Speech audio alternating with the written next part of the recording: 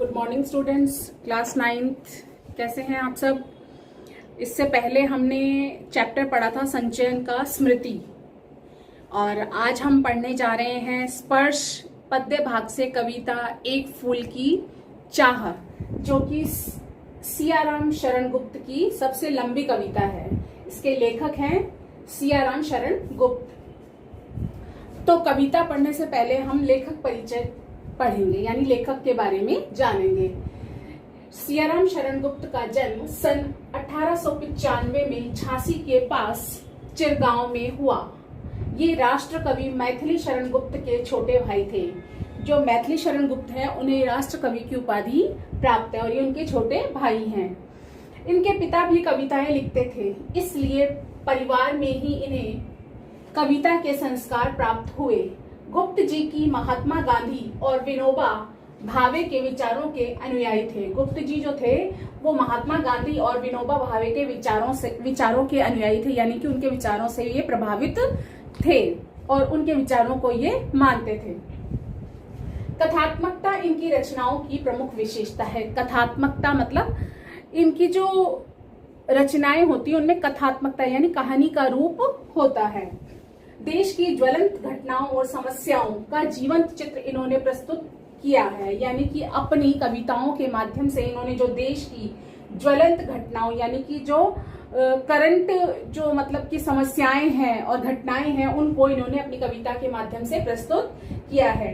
इनके काव्य की पृष्ठभूमि अतीत हो या वर्तमान, उनमें आधुनिक मानवता की करुणा, यातना और द्वंद्व समन्वित रूप से विकसित हुआ है। और इनकी प्रमुख कृतियां मतलब रचनाएं हैं मौर्य विजय, आद्रा, पाथे, मृण्मयी, उन्मुक्त, आत्मोसर्ग, दूर्वादल और नकुल। फिर पाठ परिचय। पाठ परिचय से मतलब इस कविता के बारे मतलब कविता में किसके बारे में बताया गया है। गुप्त जी की यह एक लंबी और विख्यात कविता है, यानी कि ये कविता बहुत लंबी है और विख्यात मतलब प्रसिद्ध कविता है। संपूर्ण कविता छुआछूत की समस्या पर आधारित है। और कविता किस पर आधारित है? समाज में जो छुआछूत है, यानी कि जो जाति का भेदभाव है उस पर ये आधारित है।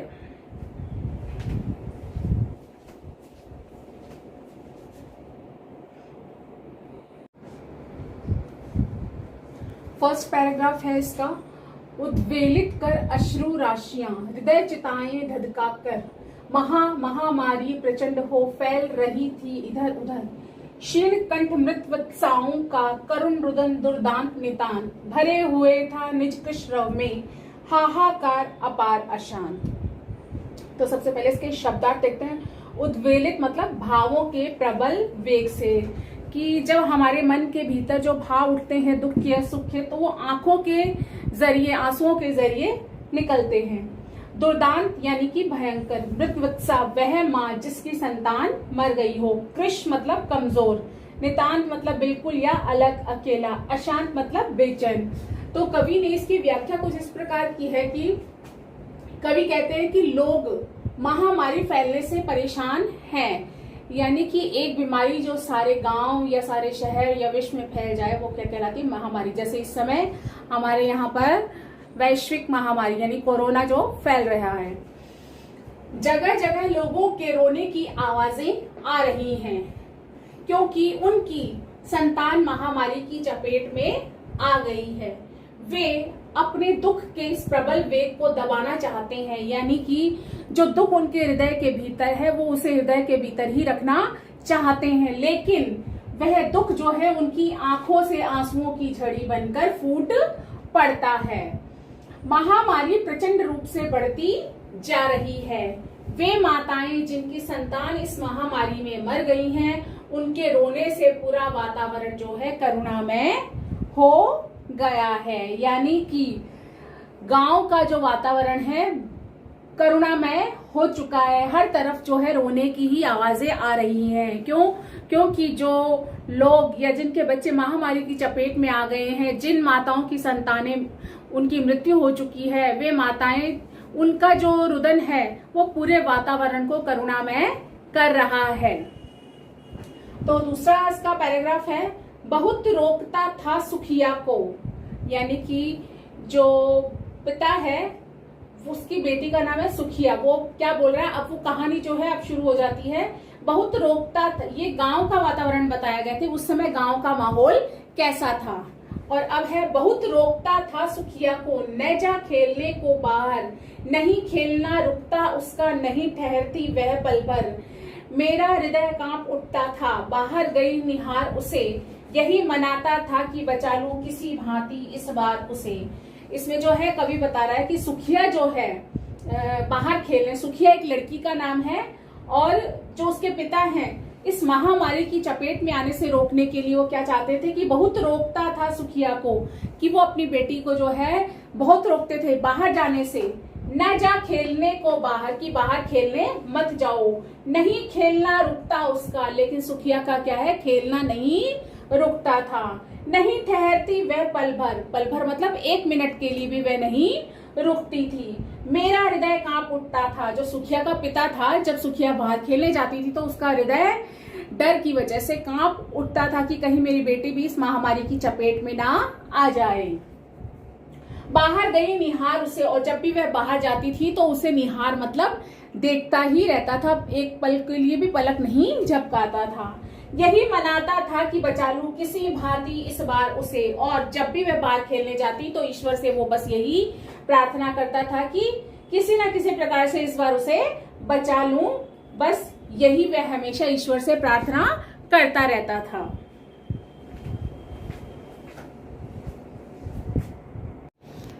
नंबर 3 पर है, भीतर जो डर रहा छिपाए, हाय वही बाहर आया, एक दिवस सुखिया के तनु को ताप तप्त मैंने पाया। ज्वर में विहल हो वह बोली, क्या जानू किस डर से डर, मुझको देवी के प्रसाद का एक ही फूल दो लाकर। कवि कह रहा है कि जो सुखिया थी वह मतलब उसने बताया कि कवि कह रहा है कि अपनी पुत्री के प्रति जो डर था, यानी सुखिया के पिता के मन में जो डर था वही डर जो है बाहर आया। किस रूप में, की आंखों के सामने आया। एक दिन सुखिया के शरीर को उसके पिता ने बुखार से तपता हुआ पाया। तनु मतलब शरीर। बुखार की दशा में सुखिया ने अपने पिता से इच्छा प्रकट की कि उसे देवी के चरणों में अर्पित प्रसाद का फूल ही लाकर दो। एक दिन क्या हुआ कि सुखिया के पिता ने उसे बुखार में तपता हुआ पाया, लेकिन सुखिया ने बुखार में तपते हुए उसे क्या था कि उसने अपने मन में जो इच्छा थी कि देवी के चरणों में चढ़ा हुआ प्रसाद का फूल ही उसे चाहिए। क्रमशः कंठ क्षीण हो आया, शिथिल हुए अवयव सारे, बैठा था नव नव उपाय की चिंता में मैं मन मारे। जान सका ना प्रभात सजग से, हुई अलस कब दोपहरी, स्वर्ण घनों में कब रवि डूबा, कब आई संध्या गहरी। यानी कि क्रमशः मतलब धीरे धीरे उसके कंठ जो है क्षीण यानी कि कमजोर होते जा रहे थे, उसकी आवाज जो है धीरे धीरे धीमी होती जा रही थी। शिथिल हुए, शिथिल मतलब कमजोर हो गए, अवयव मतलब अंग, उसके शरीर के जो कवि कह रहा है कि सुखिया का बुखार कम नहीं हो रहा था, उसकी आवाज भी कमजोर हो गई तथा शरीर के सारे अंग शिथिल पड़ गए। शिथिल मतलब कमजोर हो गए। वह चिंता में बैठा था, चिंता में मैं मन मारे, यानी कि वो चिंता में मन मारकर बैठा हुआ था। जान सका ना प्रभात सजग से, और उसे पता ही नहीं चला कि कब सुबह हुई और कब दोपहर से शाम भी हो गई। उसे तो बस अपनी पुत्री की, सुखिया की ही चिंता थी कि कैसे उसका इलाज हो, कैसे वह ठीक हो।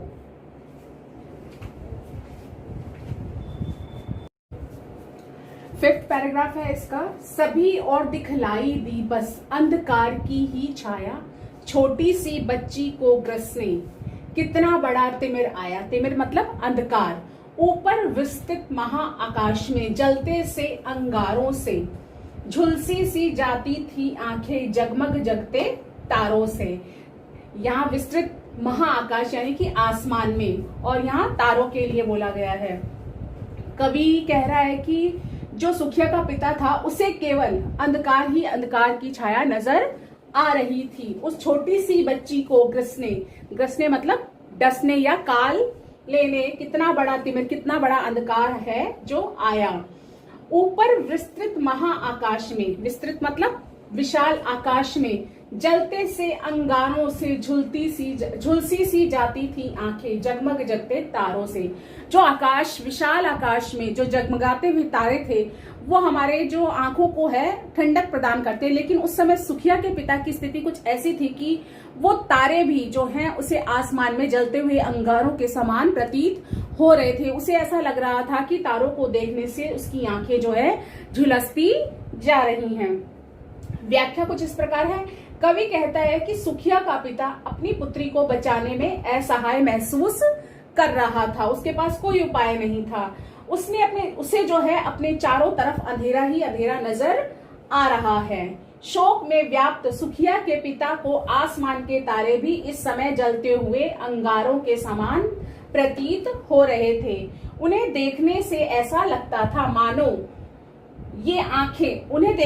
ऐसा लगता था कि जो आंखें हैं वो झुलस रही हैं। यह सब सुखिया के पिता को जो है बहुत ही कष्टदायक लग रहा था। नंबर 6 है देख रहा था जो सुस्थिर हो, नहीं बैठती थी क्षण भर, हाय वही चुपचाप पड़ी थी अटल शांति सी धारण कर। सुनना वही चाहता था मैं उसे स्वयं ही उकसाकर, मुझको देवी के प्रसाद का एक फूल ही दो लाकर।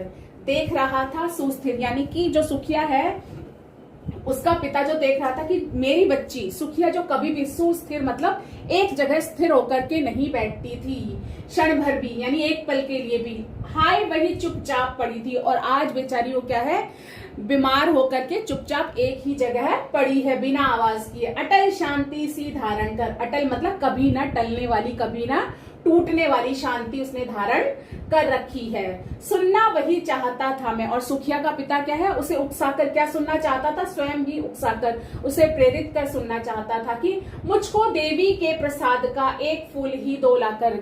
सुखिया का पिता उसके मुंह से यानी कि उसे उकसाकर उसे प्रेरित कर यही सुनना चाहता था कि मुझे तो देवी के चरणों में अर्पित प्रसाद का फूल ही लाकर दो। व्याख्या कुछ इस प्रकार है। कवि कहता है कि शोक में व्याकुल पिता अपनी बेटी को ऐसी मरणासन अवस्था में देखकर बोला, जो कभी स्थिर होकर नहीं बैठती थी आज उसने कभी न टूटने वाली शांति धारण कर रखी है।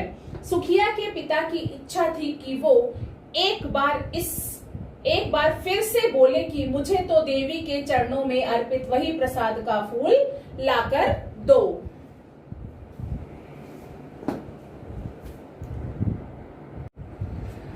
ऊंचे 7th पैराग्राफ है इसका। ऊंचे शैल शिखर के ऊपर मंदिर था विस्तीर्ण विशाल, स्वर्ण कलश सरसिज विहसित थे, पाकर समुदित रवि कर जाल, दीप धूप से आमोदित था मंदिर का आंगन सारा, गूंज रही थी भीतर बाहर मुखरित उत्सव की धारा।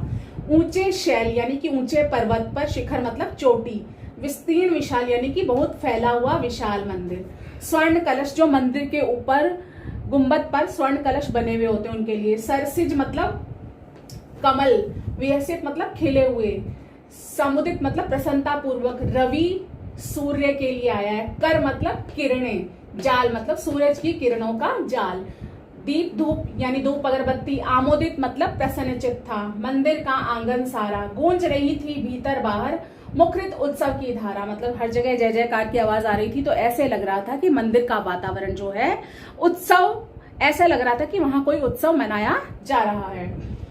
तो व्याख्या कुछ इस प्रकार है।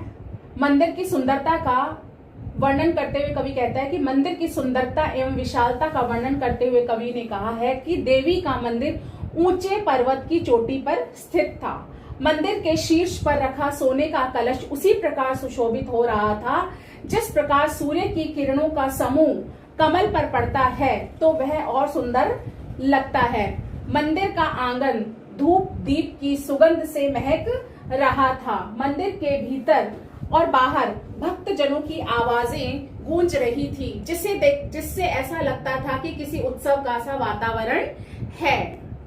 Number 8 paragraph. भक्त वृंद, वृंद मतलब समूह, भक्तों का मृदु मधुर कंठ से गाते थे सब भक्ति मुदमय, पतित तारिणी पाप हारिणी पाप माता तेरी जय जय जय। मेरे मुख से भी निकला बिना बड़े ही मैं आगे को जाने किस बल से ढिकला। कवि कहता है कि वहां पर जब वो मंदिर में गया था सुखिया का पिता, तो वहां का वातावरण कैसा था कि भक्त वृंद यानी कि जो भक्त जन है वो मधुर कंठ से भक्ति के साथ माता की जय जयकार कर रहे थे कि पतित तारिणी यानी कि पतितों का, पापियों का उद्धार करने वाली, तारने वाली और पापों से मुक्त करने वाली माता तेरी सदा जय जय हो। और मेरे मुख से भी निकला बिना बड़े ही मैं आगे को जाने किस बल से निकला। मेरे मुख से यानी सुखिया के पिता के मुख से भी यही निकला कि पतित तारिणी पाप हारिणी माता तेरी जय जय जय। बिना बड़े ही मैं आगे को यानी कि वह उसे जानी ऐसे कौन सा बल था कि उसने बिना कदम उठाए वह आगे को ऐसे लगा कि कोई बल उसे पीछे से धक्का दे रहा है। कवि कहता है कि व्याख्या कुछ इस प्रकार है। कवि कहता है कि सुखिया का पिता उसकी इच्छा पूरी करने के लिए मंदिर जाता है। वहां सब भक्त जन प्रसन्नता पूर्वक देवी की जय जयकार कर रही हैं। पापियों को तारने वाली, पापों को हरने वाली माता तेरी जय हो। सुखिया के पिता के मुख से भी यही निकला, माता तेरी जय हो। यह कहते हुए वे जाने बिना किसी के आगे बढ़े ही जाने कौन से बल से आगे को बढ़ गया। ये हमारी जो पोयम है काफी लंबी पोयम है। इसमें जो है 16 पैराग्राफ हैं यानी 16 स्टैंजा हैं। हमने 8 फर्स्ट पार्ट में किए हैं। नेक्स्ट जो है सेकंड पार्ट में करेंगे। नेक्स्ट 8 जो स्टैंजा बाकी बचे हुए हैं। Thank you.